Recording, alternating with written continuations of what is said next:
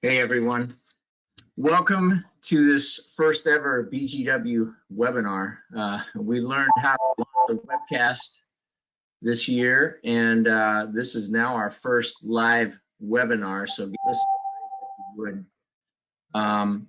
So here's the purpose of today's meeting. So we want to give you relevant and current information to help us all chart, navigate these really uncharted and ever-changing waters. So we've had a whole bunch of people that have wanted to attend. We thought we had room for 250, and we just got notice that we had room for 101. So we'll put this thing up on our website within 24 hours. If you have questions, use the question tab on the navigation pane. We've got an hour allotted for this. I don't know if we'll need the full hour, but we do have that, and we'll get to all your questions. But everybody is muted at this point. I'm going to turn the mic over to Adam, and you can rock and roll. Sure. Thanks, Gary. I appreciate that. So for all of you that are on here that always told me, hey, your seminar is really awesome, I'd like to get to one. I guess I just never had anything interesting to say before then. So thanks for coming to the webinar. You validated whether or not we thought this was going to work or not. So hopefully everything carries forward. Secondly, in our first week or so of social distancing, I would like to thank all the parents who actually are social distancing and let all the people know that our parents that are not social distancing, that are then putting posts of their kids all gathered together on Facebook, that is not helping the Boatsman family. So please stop doing that if you are currently doing that. And lastly, this whole working from home thing, I did shower today. I did put on a collared shirt. I got my hair cut. But I still have my favorite coffee mug, which I think I did do this today. I woke up, I drank coffee, I pooped, and now I'm trying to be awesome. But anyways, trying to have a little fun with this today in unprecedented times that I think that we're all feeling. Before I kick into the presentation, I just did want to let everybody know that when we say, hey, we're all in this together. We really are all in this together in the sense that at the end of the day, we're a small business too. So most of the stuff that we're talking about in this presentation, we're working on at BGW as well. So I'm sharing what we're learning as we go, both within our own experiences as a small business, but then also dealing with a lot of you guys in what you're going through. So I think collectively, we've got a community of what we're trying to do as potential best practices going forward. At the same time, there's just a lot of unknowns that are out there in terms of both the impact and what the stimulus is going to look like. So all I can say about that is that this is what I know today and what I can speculate on today, and it may change tomorrow. What we'll probably end up doing is going to more of a frequent webinar / email format, so we've got more real-time information for you guys. So with that in mind, I'm going to go ahead and get us kicked off here so you don't have to look at me anymore.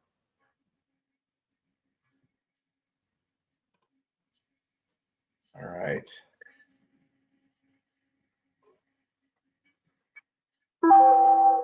And I'm sorry about the notifications. I'm trying to turn those off, but I'm not smart enough to figure that out. Okay, so format, this is probably about 30 minutes of content. Please use the question feature to ask questions. Gary's going to give me the question since I can't see that if it's relevant to the slide. Otherwise, I'll try to address everything at the end. And again, as I said before, we don't know all the answers yet, so part of this is just speculation. First thing that I wanted to focus on, we sent this out right at the beginning, I think probably on Monday or Tuesday. This is the Bain crisis management plan that just gives kind of a week-by-week analysis of what you should be focused on. So I went ahead and highlighted where we should all be at, which is kind of week 1, week 2, going into week 2.5. And my guidance to you would really be to say use this as a checklist in terms of what you're doing from a planning standpoint. So I think probably most of us have done the protect employees and customers thing in terms of implementing policies. But what I would like to highlight again at the bottom, and it goes back to the joke about the social distancing, which really is dry humor. Yeah, last bullet about implement the most conservative CDC protocols. Yeah, I think what we found at BGW is that most of our clients have been really understand. Well, when I say most, all of our clients have been really understanding about the fact that the office is closed effectively and we're working remotely with extremely limited office hours, locked doors. So just really think through.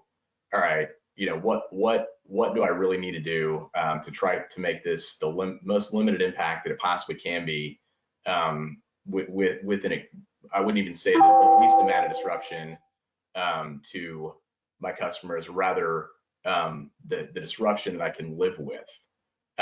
So really what we should be focused on now is stress testing our P&Ls and focusing on what our priorities are, which I'm going to go through next.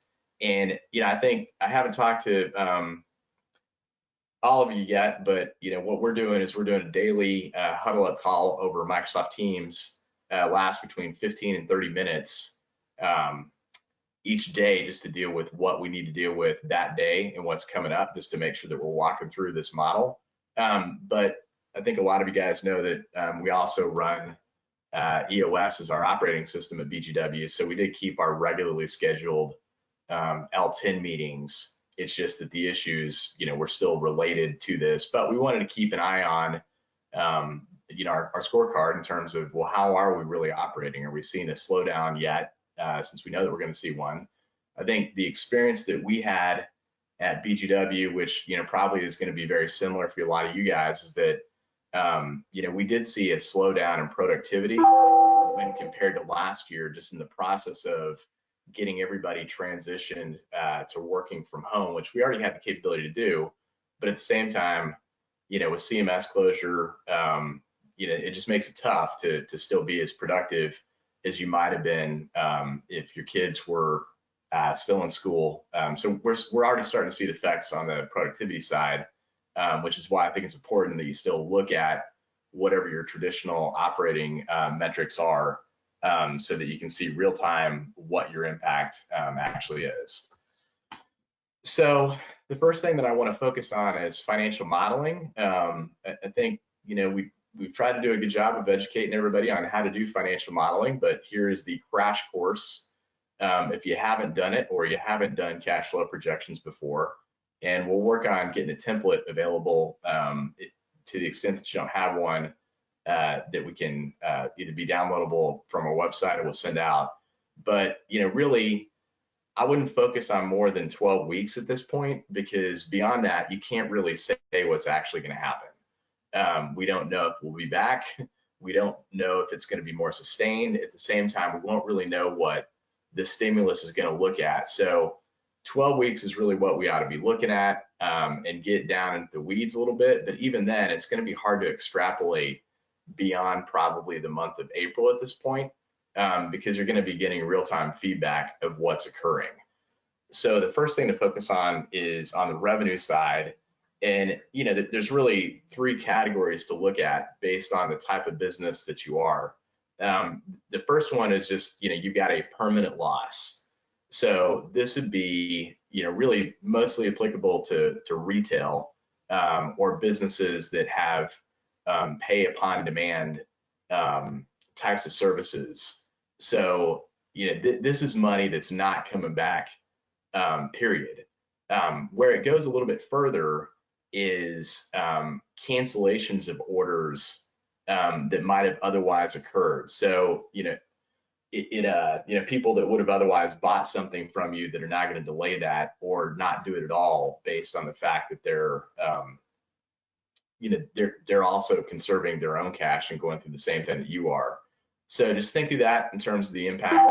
The second category, which is delays and starts, think about this in terms of customer segment. So, if you service home builders, for example, even though there may be contracts that you got in place, I'm not real confident that people are going out and buying homes right now.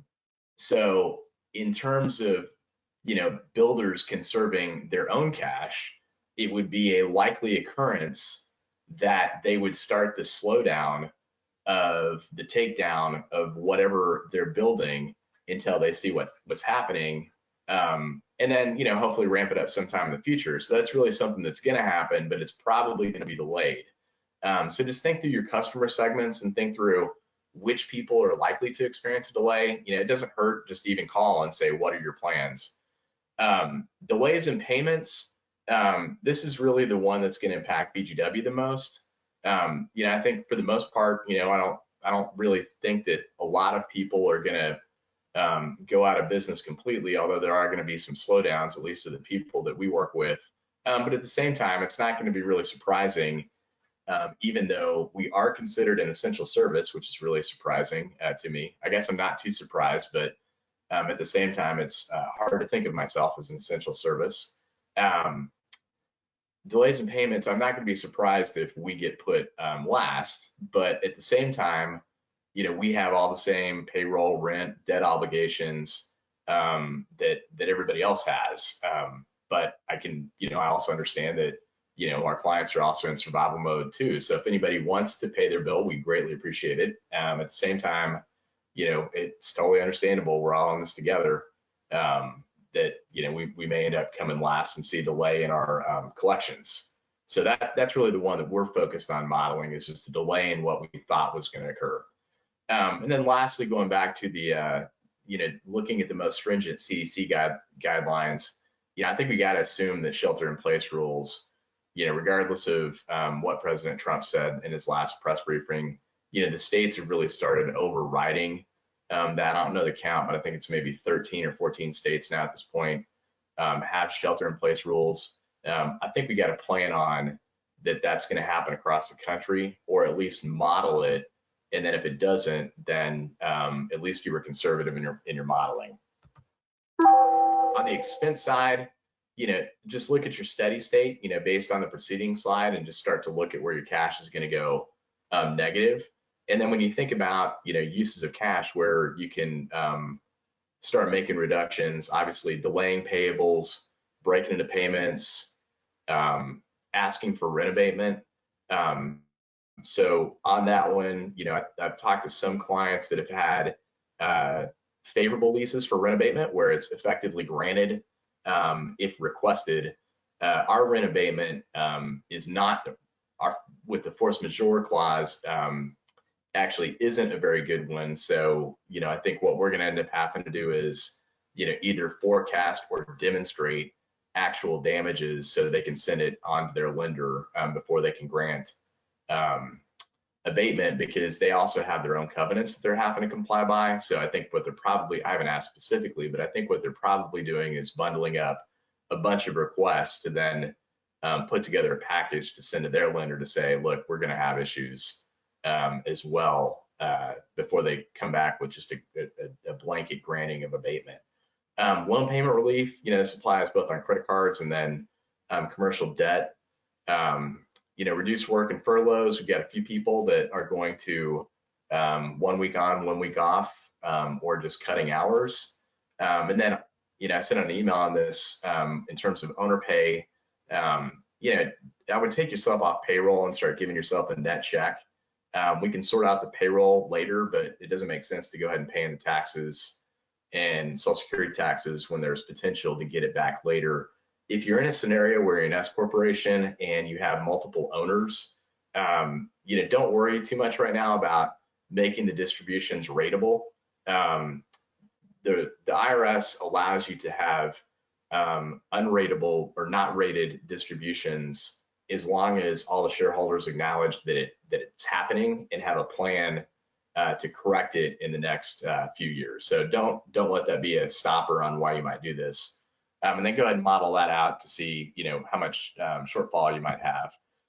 In terms of sources of cash, which is really, we're going to focus most of this presentation, obviously lines of credit, including temporary overrides, meaning if you're already at the limit, or you have a lower limit in place, but you think you're going to need more, go ahead and look to try to get an override to go a little bit higher. Delays in your tax payments and credits for tax payments, retirement accounts, and then the SBA are really the sources right now to get infusions of cash. We've had a few people that have brought up maybe accounts receivable insurance, or otherwise looking at factoring accounts receivable.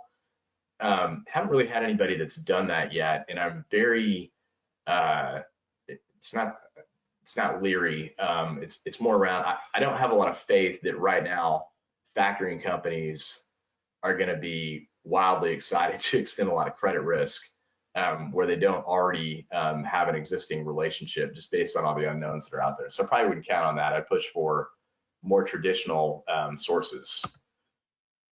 So in terms of what we know so far, the first big one that impacts, pretty much all of us is the FMLA updates that passed the House. A lot of provisions on that, but I'm really just going to focus on the things that impact us as business owners. First off, it's mandatory for 500 to 26 employees. 25 and below, an exception applies, which is basically, you have a change in operations, meaning, hey, you've had a slowdown that's happened, so you had to let the person go or lay them off.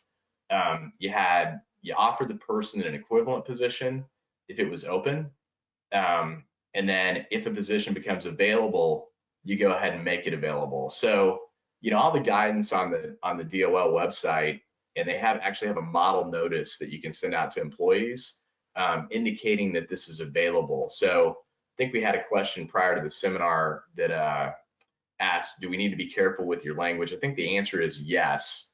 Gary, if you could take a note, let's see if we can find that notice from the DOL and send it out. But basically, while we've had some people say, hey, we're going to make some cuts associated with non-performers, just be real careful, because if you say, sorry, Dave, we're reducing because of this pandemic, well, if that followed the notice, then you really didn't reduce the person for cause. So just be real careful with the language. On this one, 50 or below exception still it applies also. There's no guidance yet from the Department of Labor on that, but assuming that it'll probably be something very similar to the 25 and below exception. This applies effective 4/2 to 12/31, so it's actually not in place right now. There's also a 30-day compliance period to get compliant. There's no real guidance on what that means either, meaning, well, can I just have massive layoffs prior in that 30 period if you're not going to enforce it? Because that's when all the damage is going to occur. Or if it's just there's not going to be any fines or associated with it during that time period. And this applies to any employee hired 30 days before 4/2. They get the full benefit regardless of how long they've been working for you. There's really two elements to this. One is if you're sick or you need to be quarantined. The second is if you have to take care of children. I think, I'm really focused on childcare here because that's the one that I think applies to most of us and most of our employees. So with childcare, if someone's forced to be at home and they can't telework from home, then this is what you're required to provide. So the first 10 days are unpaid. You can use accrued or sick leave. You just got to be a little bit careful on that because, some states say that you can't force someone to use PTO or sick leave due to something like this. However, the gotcha is that you're required to offer 80 hours of paid sick leave. So even though the first 10 days are unpaid, you're required to offer it. So, classic, it's probably the right thing to do anyway, but classic big government there. 12 weeks protected leave, meaning their job has to be open at a 2/3 pay, up to $200 per day max, up to a total amount of $10,000. And the person doesn't have the ability to telework. If someone's part-time, it's a pro rata calculation, but where the real funding mechanism comes into place is that there's a credit available against all payroll. So that includes withholding taxes. It's not just Social Security taxes as a source of cash. So in the example here, if you owed $10,000 from withholding and FICA, Medicare, all that kind of stuff, but paid $8,000 to a person to be on extended leave, you get a credit for that full $8,000. The other example is when you have more credit than you have tax obligation, then you can do an application for an expedited refund. There's still guidance pending from the Department of Labor and the IRS. It's supposed to be coming out in the next couple of weeks about what to do about this. But in terms of practical considerations, this first bullet, don't fund payroll and withholding for the amount of credits won't apply. Prior to this webinar, I did reach out to ADP and just asked them the question, hey, have y'all thought through, if I've got $100,000 of taxes that you're going to take out of my checking account, but I've got $50,000 in credit applied, it'd be great if you only took the net 50 instead of the full 100, and then I had to wait until June 30th to get the 50 back on the credit. That's definitely not helpful from this standpoint. And the response back, and I'm sure a lot of payroll companies are in a similar boat, is that they don't actually have a policy or process in place. So what I would encourage you guys all to do is just get ahead of this and start thinking through, all right, if I'm going to have this situation, then how would I do net checks for people such that I actually still have the cash? The other practical consideration is, what if the worker has the ability to telework but can't? Being here at home, we're blessed because my wife stays at home and a stay-at-home mom, so she's helping to make sure the kids are checking in when they're supposed to check in. But if that wasn't the case, where you had two spouses that work but are both working from home, I think our experience so far has been that you can't really work full time. So one of the things that we're thinking through is, instead of potentially doing reduced pay for people, is there another way to get to preserve funds? Is there another way to get to the same answer by taking a position that, hey, someone's part-time now, but we're going to pay them for full-time pay, because they really don't have the ability to work full schedule if they've also got obligations to look after the kids during school, or if they're young kids, they had a childcare that's now unavailable. Each state, it's got state-by-state rules on forcing people to use accrued leave. I believe it's okay in North Carolina now to go ahead and do that, but not in others. And also, I wouldn't be surprised if North Carolina changed that at some point. So in terms of income and sales tax as another source of funds, so with income tax, there's a delay in all federal payments until 7/15, including estimates.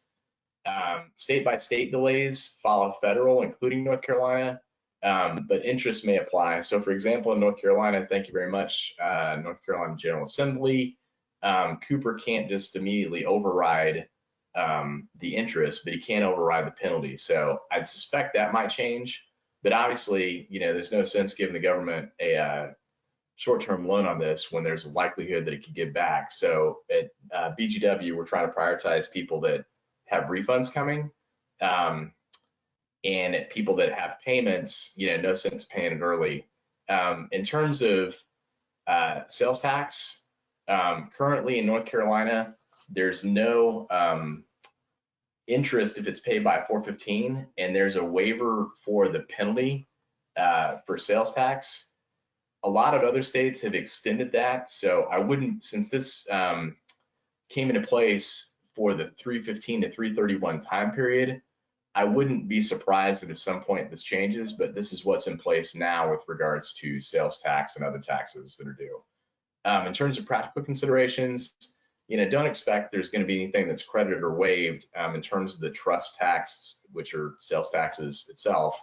But I would suspect that states are going to be pretty liberal on installment agreements if you end up using a portion of the trust tax, which I would never really advise, but at the same time, desperate times sometimes call for desperate measures, especially if you got a track record of good compliance. In terms of the SBA disaster relief as a source of fund, Yeah, the application's online for North Carolina. It's used to recover lost revenue for recurring bills like payroll, payables, et cetera. So there's a schedule where you put in all of your notes payable, which should also include trade payables in that. The damage calculation, you don't actually have the opportunity in the application to apply for a specific amount.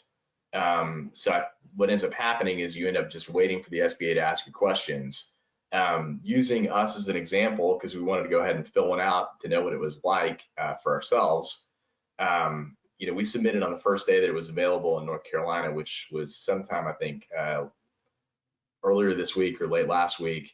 And we're still pending review status. So, the other limitation too is that if you have lines of credit available, you have to use those first before you apply. So preemptively applying when you still have availability from other debt sources isn't going to work.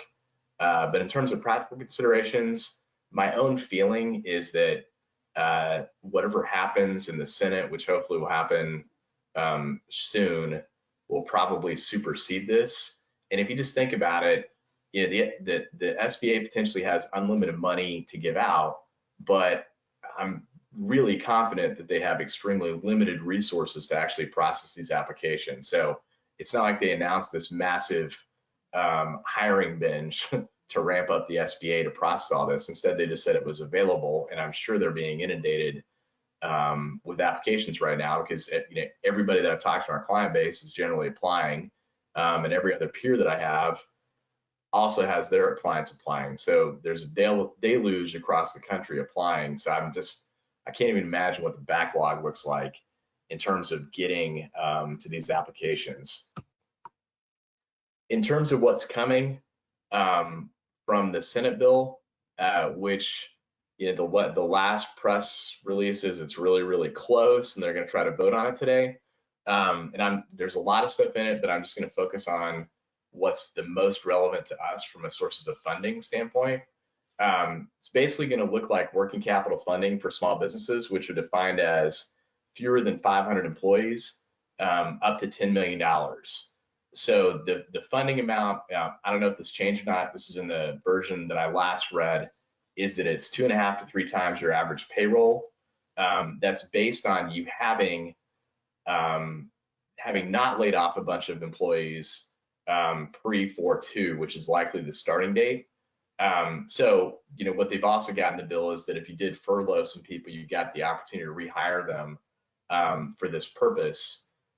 You can use it for any recurring bill, subject to some restrictions on employee salary size, which are, I think in the last one that I read, it was $100,000. There's also some stuff in terms of CEO pay as well.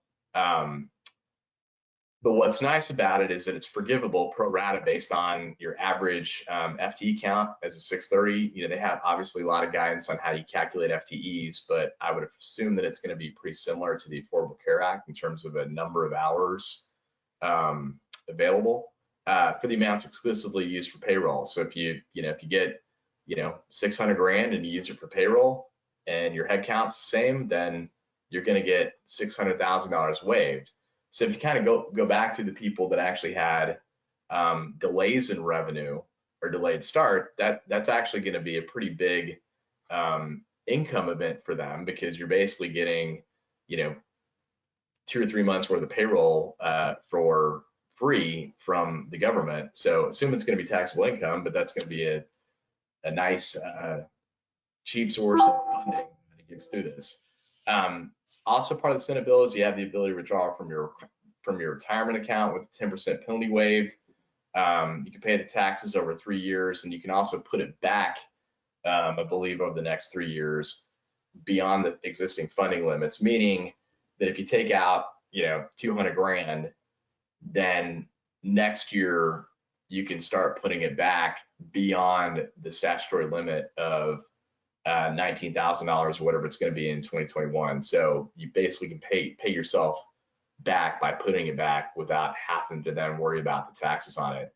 And then lastly, as part of the tax law change that happened, net operating losses could only be carried forward into the future. That's also changed. So you have the ability to do net operating loss carrybacks. So, once it passes, we'll obviously also look to accelerate anybody that might have had losses to try to go backwards and get some tax money back from that standpoint instead of having to wait to pay it forward in the future. Practical considerations associated with the Senate bill, using your retirement account, a lot of times people consider that taboo. So if you think back through the first slide where we talked about do I have a delay or do I have a permanent loss? I'm just giving my opinion. If it was a delay and I was feeling reasonably confident, I might consider using it if I wanted to keep the team intact. Because part of one of the things that I've been thinking about a lot is we've all invested a lot in terms of our teams and our culture, and if we do kind of a mass exodus of people to survive without looking at all these things as options, it's going to be really hard to start back up because you basically got to rehire everybody, and who knows if they're going to come back or not. So I probably would consider it. Just talked about the NOL carryback. And then in terms of the FMLA and unemployment, I think I would just use these as tools in your toolkit to potentially keep employees before making a knee-jerk reaction to letting people go. So, I just think it's a little bit more complicated financial modeling because if, for example, without giving a true model example here, if I was gonna let 5 people go as part of a reduction, and I added up those salary dollars, and the credit for paying them was the equivalent to all the withholding and payroll taxes that I would have paid on everybody else that's left, why not just pay them if they're good people and you wanted to keep them around? It doesn't really make sense to let them go in that scenario. Same thing with unemployment. I don't think there's guidance yet in terms of how much unemployment someone can receive if they had a reduction in their pay, but presumably it's something. So as part of the unemployment changes in North Carolina, and this will also probably get propped up as part of the Senate bill, is that if you end up having to have people take a reduced pay number, there is some unemployment relief available to them. So just consider that, in terms of furloughs, like a 1 week on, 1 week off scenario, which we've had some clients talk about doing, and then in the week off, it's not that they'll file for unemployment. Instead, that's just considered a reduction in work schedule, which is available in terms of unemployment relief. So in terms of working with banks, I have been on a few calls with clients with their banks, and we've obviously spoken with our bank. So in terms of practical considerations, lines of credit, if you have availability, I probably would go ahead and tap into it because you can't, if they take it away, you can't get it back.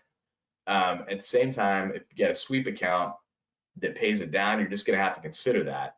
However, what I would say in terms of the calls that I've had with banks, unfortunately, they're still not over what happened during the Great Recession. So there were a lot of nefarious people that maxed out their line of credit and then, bought a house in the lake and then declared bankruptcy and then stiffed the bank on the personal guarantee. So they still remember some bad character stories from that day. So, I can't imagine that they're, jumping up and down and saying, max out your line of credit, max out your line of credit.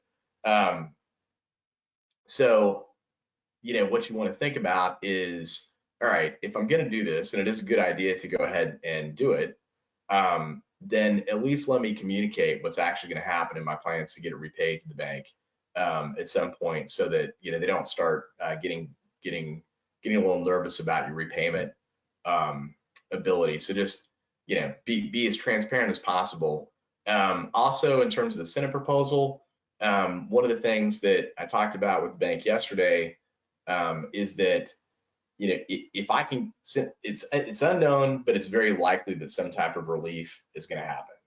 And if I believe that I'm in the delay category, meaning I'm probably going to collect everything that I was going to collect anyway, but now it's just temporarily delayed, then if the bank has the ability to advance line of credit dollars, in other words, change, give me more money than my line would otherwise allow, then what's going to end up happening is that I'm going to have a free payroll for several months based on the preceding slide, and that's a source of repayment back to the bank for the line of credit they extended. So I feel like if you have a pretty decent relationship with your bank, then they can start to get creative about stipulations on having the temporary override repaid based on any relief received, assuming sales or income ends up being the same.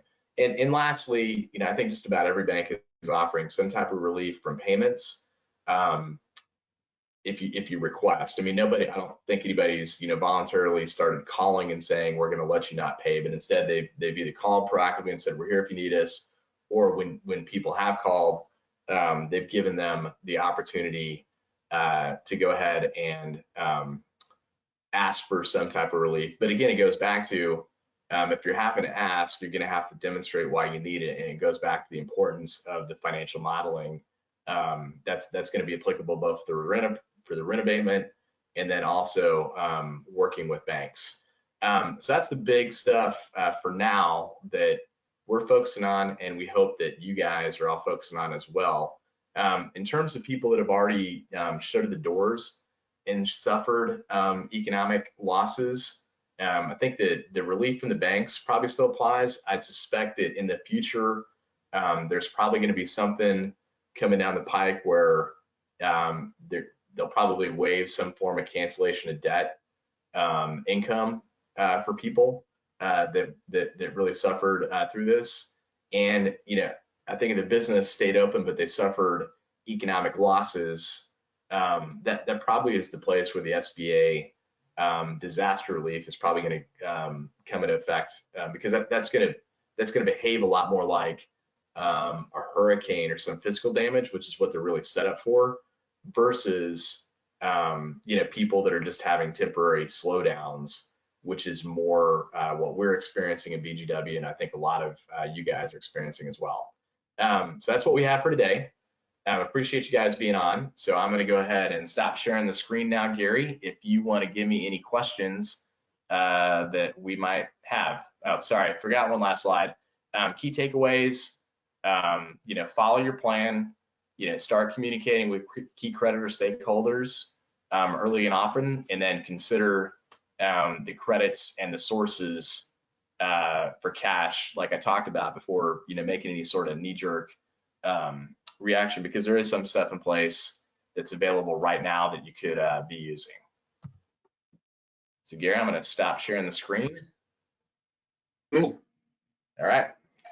So first of all, let me apologize to anybody that is going to be tuning into this thing via the recording, because we had been told we had 250 slots, and then we were informed right as we launched the webcast that it was reduced to 101. So apologize for that. If anybody has any questions, so a couple questions came in via email, and I've already relayed those to Adam, and he's already covered those, which was, what do you do with laid off or furloughed employees, like if they were barbershops, restaurants, etc. Will propose funding opportunities from the government be retroactive? So, and then also talked about the importance of language and how it's being communicated, furloughed versus laid off versus fired.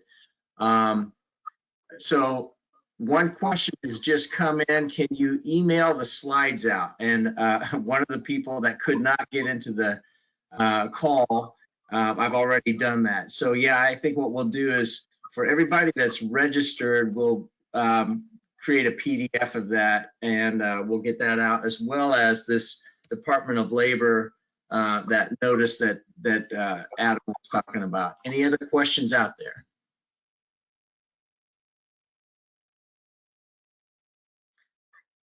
One of the questions that we've got for you is the frequency of having a webinar like this being helpful whether it be on a weekly basis or whatever. We're not interested in just doing webinars for the sake of webinars, but trying to keep you guys current. So what we might do is, as we're still learning this technology, may not try to do the polling feature on this one yet, but may just send out a simple like Survey Monkey or something like that. Any other questions out there? Oh, here we go. Oh no, let's see. I'm still confused on how payroll credits will work. Do we wait to pay monthly or bi-weekly? Let me go ahead. I got. Yeah, so with that one, we are equally as confused. So as I mentioned before, when I called ADP and ran down my scenario, which is I've got a payroll coming up on the 15th of April. I owe $100,000 in taxes. I know that I've got $50,000 in credits available. Your default move would be to take the full 100 from me. That's not helpful because I really need the $50,000 in credits right now. So the payroll companies haven't figured this out yet. At least ADP hadn't. I'm sure they will, and I'm sure the other payroll shops will as well.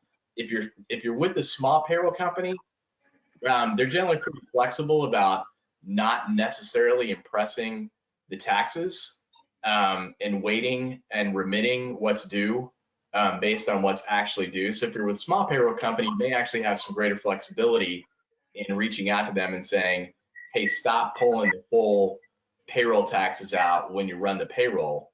Obviously, if you're doing your own payroll, you have the flexibility to not pay it as well. But if you're with a big payroll shop, they don't really have the process sorted out. At least the person I called didn't have the process sorted out yet. So I would preemptively reach out to whoever is doing your payroll and figure out how you can only remit the federal state withholding and the payroll tax withholding net of whatever credit you believe that you're due to receive. Otherwise, you're either going to have to wait to get it back from the payroll company, or you're going to have to wait and apply for it to get it back from the federal government and the state governments, and that just doesn't. I don't know. That's not something that I would particularly want to wait for myself. So as we learn what the process ultimately ends up being, we'll let you know. But right now, what the guidance from the IRS and the Department of Labor jointly says is that you short the payment by the amount of the credit. The problem is I have not heard yet the payroll companies are set up to have the ability to do that. Okay. Another question. Mandatory use of accrued leave, which state applies? Employer's state or employee's home state? Ask that question one more time, Gary. Mandatory use of accrued leave, which state applies? The employer's state or the employee's? It's going to be the employee's state. Okay.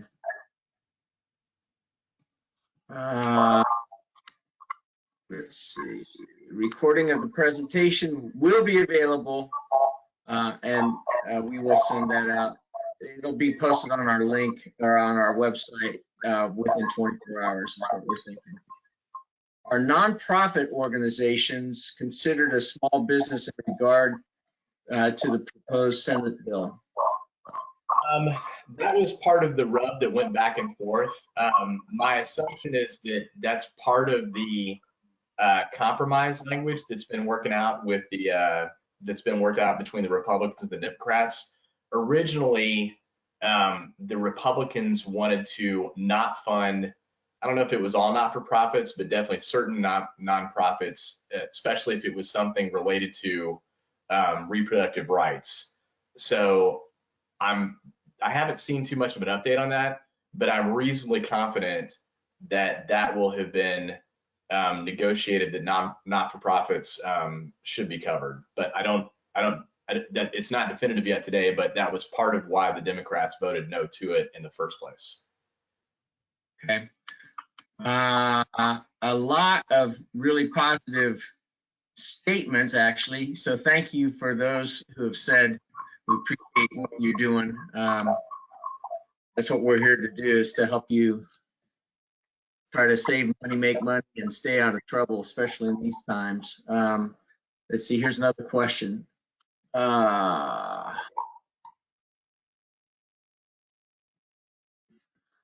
This navigation pane has something to be desired, let me tell you. Will the money from the Senate bill be used for recurring bills be forgivable as well as payroll?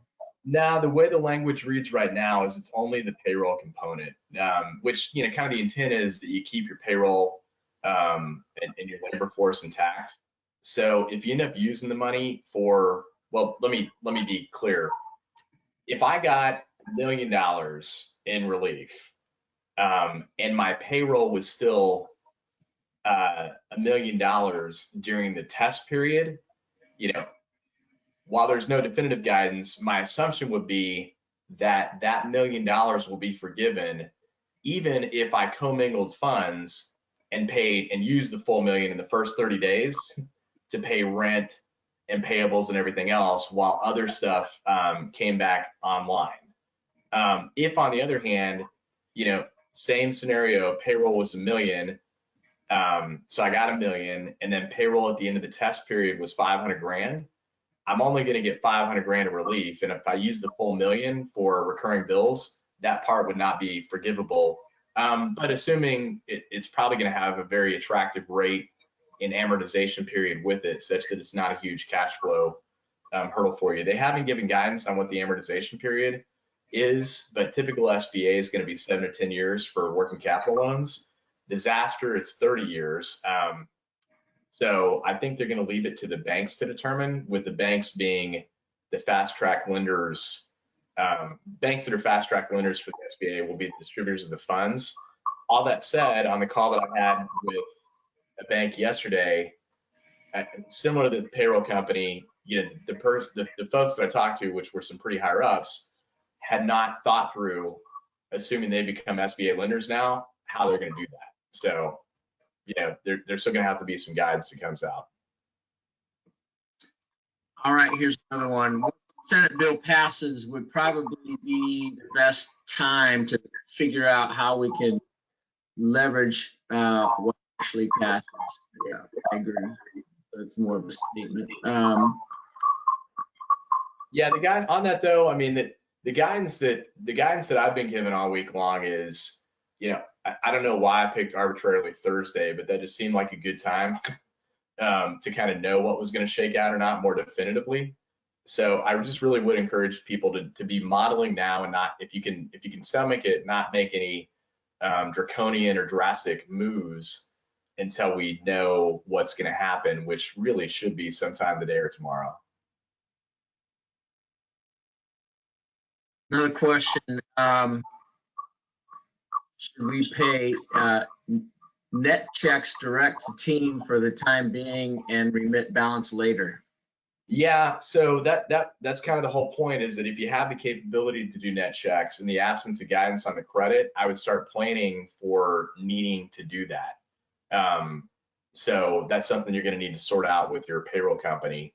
But what you'll also want to be thinking about with that is that, you know, the whole gamble here is that either you'll pay the withholding and payroll taxes back over time, and you were just using it as a temporary source of cash, or alternatively, you're really confident that you're either going to get this loan or you're going to get some sort of credit for keeping people intact. So that goes back to my point around, you know, if you knew that part of your strategy was going to be reducing people by 6, but that is kind of a gut-wrenching decision that's going to require cutting some bone, and these are really valuable people, you know, just model out what's the value of the credit, go to a net check, and there's your source of cash, and then, you know, figure it out when you file the payroll tax return. So you may have addressed this, but the question was, can you explain how to calculate the credits? It's on one of the preceding slides, but it's basically 2/3 of a person's, if they're full-time, it's 2/3 of the person's pay up to $200 per day, up to a maximum of $10,000. That's specific to people who are taking care of their kids. It's actually less so if they're sick, but it's more per day. But that's how you calculate the credit. I think there might be something on our blog post with a few more specifics too, but generically it's $200 a day, 2/3 of their pay, meaning that if 2/3 is less than 200, it's only 2/3, but if 2/3 is more than 200, it caps at 200, and the maximum allowable over the time period is 10 grand in totality per employee. All right, great. Next question. Can you clarify the significance of 4/2 date relative to a furlough layoff? There hasn't been any guidance on that because everything became effective 4/2. So absent any guidance, I think that one probably is going to end up being on us for the time period. And then I think where the relief would potentially come into place, and we've had some clients that have done that. For example, a lot of our restaurant and retail clients stayed open and started doing takeout. I live in Davidson, so Kindred is up here, and I got a call from Joe the other day that said, "Man, I cannot work 20-hour days anymore, making milk bread, cinnamon rolls, and cooking for everybody. So I'm gonna start bringing some people back." So I think the way that I would probably play this out is that if you laid some people off and then started paying them again, you might think about dating those payments starting after 4/2 when the law becomes effective, and then using that as your credit amount if you started to pay them now. In other words, we've had a lot of clients that went ahead and laid people off or furloughed them without pay, that subsequently exceeded their expectations and have wanted to start paying them again. So we want to maximize the use of the payment or the credit. So I'd be focused on the 4/2 period date range. So then you got the maximum use of the credit. Great. Here's another one. If you're as an S Corp but a sole employee, should you stop paying yourself and pay yourself, or pay yourself and use the credit? That's a good question that I hadn't really thought through. The only thing that I would be nervous about on that one, so that the law does read that sole proprietorships also qualify. So although it's not technically a sole proprietorship, if it's a single owner S corporation, it kind of is.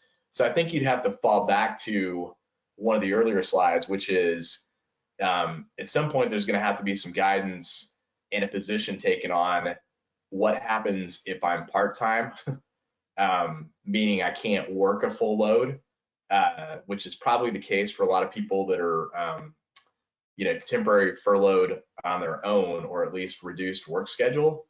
So what I would do now is for sure take distributions, and then hopefully starting 4/2, there's a little bit more guidance, and do the math on getting a credit for yourself. But if you just think about it, what that's going to give you credit for is going to be the withholding tax and the Social Security taxes, which is a great thing because basically getting a 30% discount on your overall payroll. But as I'm thinking through this, that means you're just back in a net check anyway. So because the credit only applies to the amount of withholding and payroll taxes that you have, anything in excess, you'd have to apply for a refund. Next question. How will payroll relief be administered to small businesses? So that has two components. So I go back to the tax credit that I've been talking about associated with the FMLA guidance.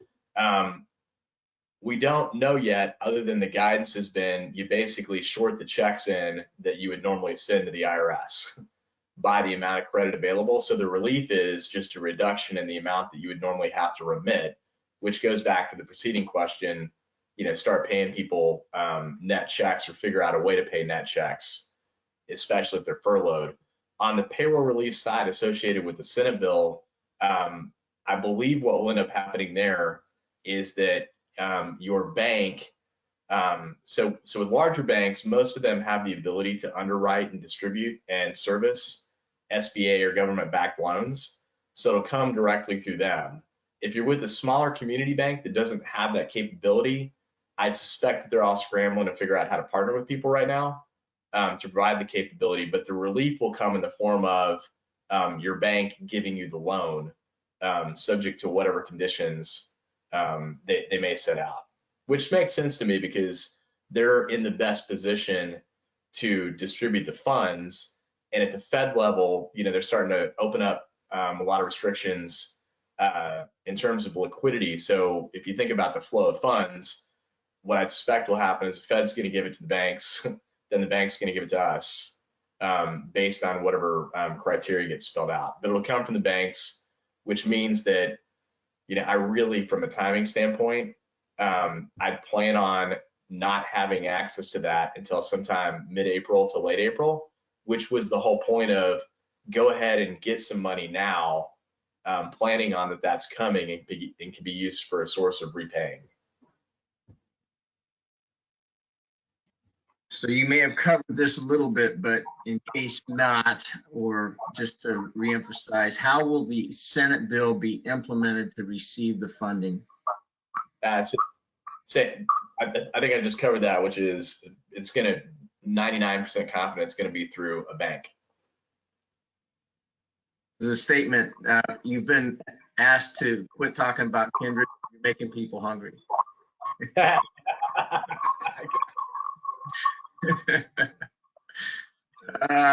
does the healthcare costs figure into payroll relief? So good question that I forgot to cover. So thank you for that. So on healthcare, two things to consider. First off, on the payroll tax credit itself that we've talked about, the amount that you still pay for healthcare for that person also is factored in the credit. So if you pay a person $100, but then you also paid, $20 for their healthcare, then the full credit is actually $120. So, it makes sense to provide continuation of coverage in this case because you're going to get a credit for it back. And then on the other side, in terms of healthcare companies, our healthcare providers, United Healthcare, we have reached out to them to ask them what options are available to defer or delay payments, and they haven't come up with their own plans yet.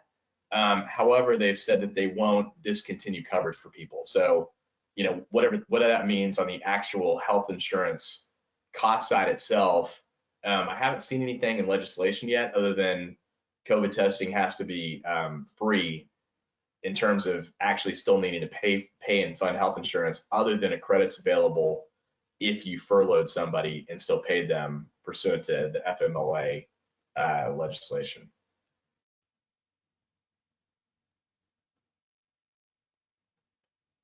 Oh, Gary, your mic cut out. I didn't hear that one. Oh, sorry. I thought I was giving you some feedback, so I've been muting myself.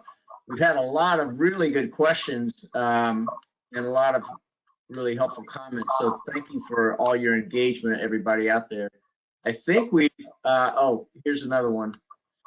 While builders may not start new construction, there are many homes and apartments and condos under construction and still under contract. Let's see here. The builders I've talked to still have work going until the government goes to shelter in place them and place them down. Would your advice be different under those circumstances in your construction scenario? No, because I think that's actually very similar to what we're going through at BGW.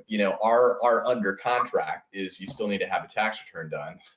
And you still need a financial statement. It's just that you may not actually get paid for it. So what I would be doing, it makes sense to, assuming that you're following good practice and social distancing guidance, I would go ahead and, burn through your backlog, especially because the weather's nice.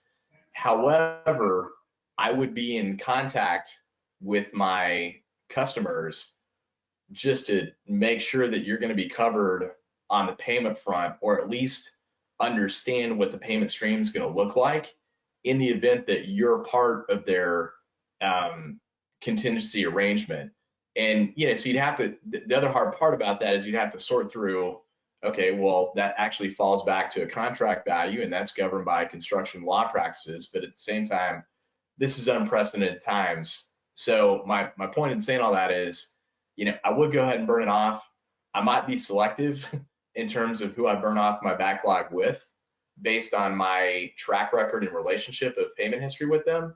And I would go ahead and reach out and say, hey, what are y'all thinking about paying? Because the worst case scenario is you do all this work and then you get stiffed without knowing it. So I would at least model that out. All right, I think I've got one more question that I want to address, and we're at 1 minute past, so I appreciate everybody hanging with us, and actually the bulk of you guys have stayed with us. Here's the question. Is there a list of essential businesses for North Carolina? North Carolina hasn't declared any essential businesses yet. So in one of the emails that I sent out, I included a link to New York's list. So if you Google New York essential businesses, you'll find an article that has them. But generally speaking, it's grocers, medical services, banks, accountants and payroll. There you go. And there's a handful. Essential construction services. So that's going to be more infrastructure maintenance related, and then obviously infrastructure itself. So if you Google the link, you'll find it. But there is a good handful.